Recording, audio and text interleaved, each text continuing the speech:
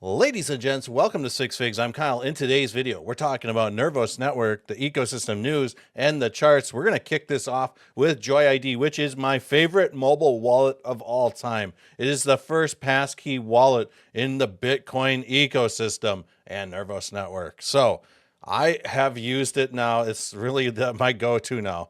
But anyways, they released some updates, expanded EVM ecosystem support. The JoyID wallet now supports the Clayton and Mint chains, allowing users to manage assets on these chains directly. We are seeing JoyID get integrated into almost like every single platform out there at a rapid pace. It is absolutely insane. So I am so bullish on what they are doing now that they're supporting all these other chains. Is awesome. It's going to be really tough to compete with JoyID, especially once they get the swap up and running and going. So with that said, they are absolutely killing it. The Binance pool has launched a new promotion. You can now mine CKB or Bitcoin and claim a share of 30,000 CKB. I thought this was very cool to see. I guess I never really thought to look at Binance pool to see what mining coins were available. But, it's good to see CKB, Nervos Network, get the recognition that they deserve among the proof of work chains out there. Proof of work is my favorite because anybody can get a miner and anybody can turn it on and start helping to secure the network. So, I'm super bullish on proof of work. Zengate. I had a very nice discussion with these guys the other day. It probably was an hour-long call. Super bullish on their vision. And what they want to do is bring like perpetual futures or perpetual trading of commodities to the blockchain. And this is going to get interesting to see how this all gets built out. But they are going to be built out on Nervos, Ergo, Cardano, and I do think that it's going to maybe create some waves because trading commodities is where you can make a lot of money, especially like in the energy sectors. It's just, crazy how prices of things fluctuate. It is what it is. So be on the lookout. They got some great people behind this project, people that were involved in high finance at governmental levels across the world. They've got people that are involved with like Cardano, launching the Cardano blockchain, things like that. There are some really smart whips behind the scenes at Zengate. So Palmyra. So we're going to be keeping our eye out for Palmyra to see what's kind of happening there. The CKB dev posts that recent updates. Prototype storage for payment channel network. E2E testing for PCN workflows and DevNet and testnet. RPC block issue resolved with standalone Tokyo runtime.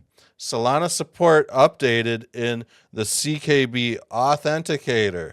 So it's kind of interesting to see that last piece, that there might be some sort of support or interoperability with Solana.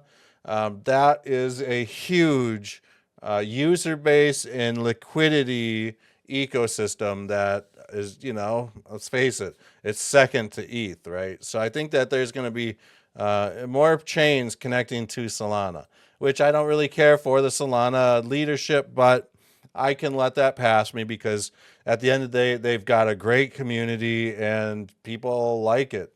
Messing around in that community. So check out Nervos Nation, folks, at Nervos Nation. They've got an absolutely bitchin' Telegram. That is where you go if you're new to Nervos Network and you want to ask questions.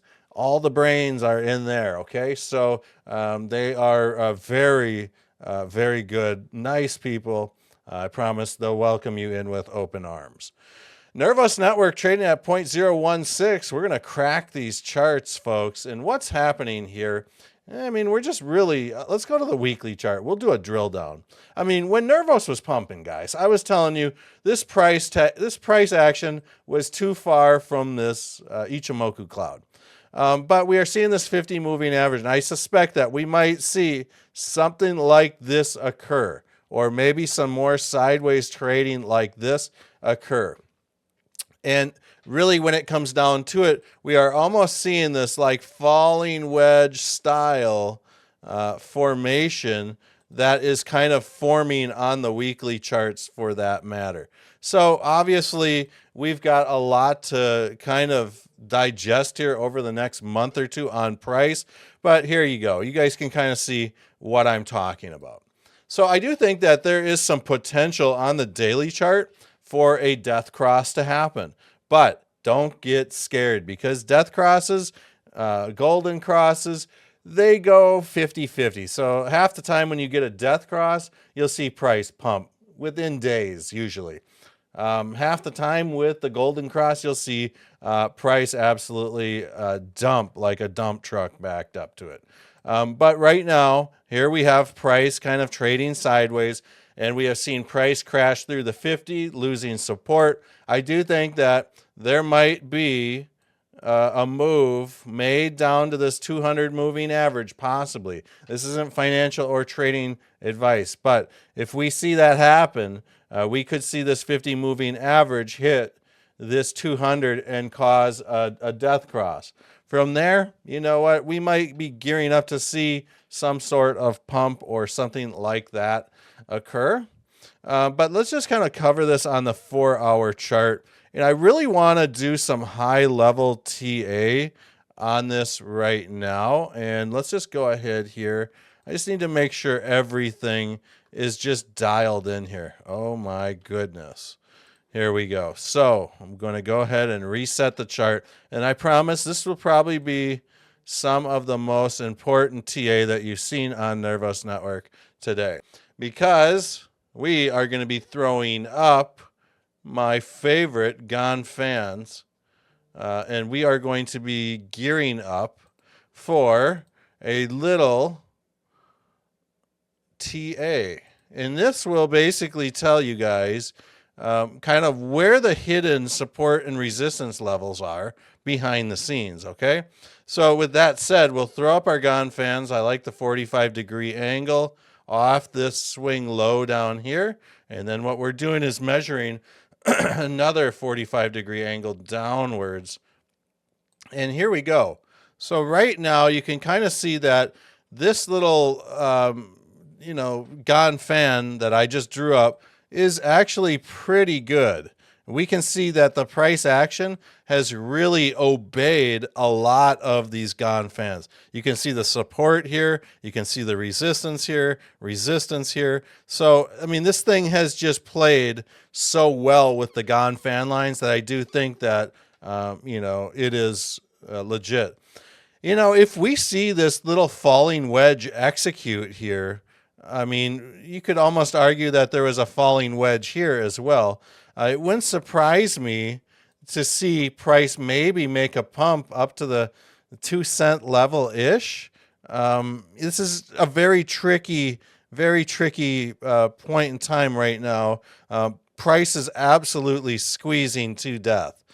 So right now, the market is consolidating for CKB, and we can see these wild variations of price squeeze really bad. So let's throw up a time sequence on this, and I'd be curious to see if anything pops up right in this area. That is the area I would target. Okay. So there is a time sequence. Excuse me.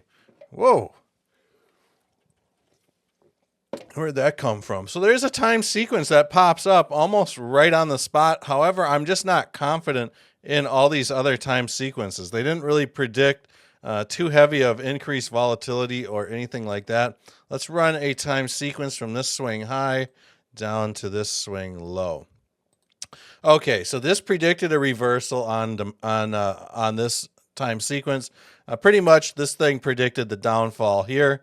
We got a nice reversal here. So mark your calendars for June 18th. Guys, I just did an ICP video. There's a time sequence on ICP for June 19th.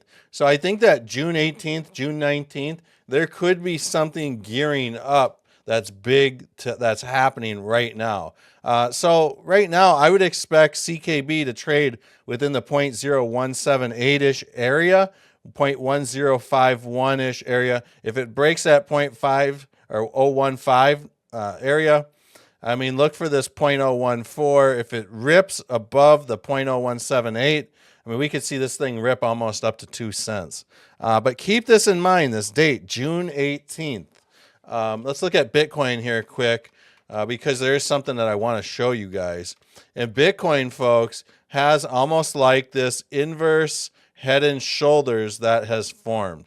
So I do think that if we do see the markets dump, we're going to see Bitcoin maybe come down to tap this 200 moving average around the $66,000-ish level. And then I would love to see this thing take off and start running. So I'm super bullish on what I'm seeing on the charts. I think there could be one more dip, though, before we take off and kind of move to the upside. Not financial or trading advice. I've been out of the markets. I've been out of the news, so forgive me on that. I am going to try to get up to speed for my next video. I did try to create a video on Tuesday, but I forgot to plug this old microphone in. But we'll see you guys all on the next video, and peace out.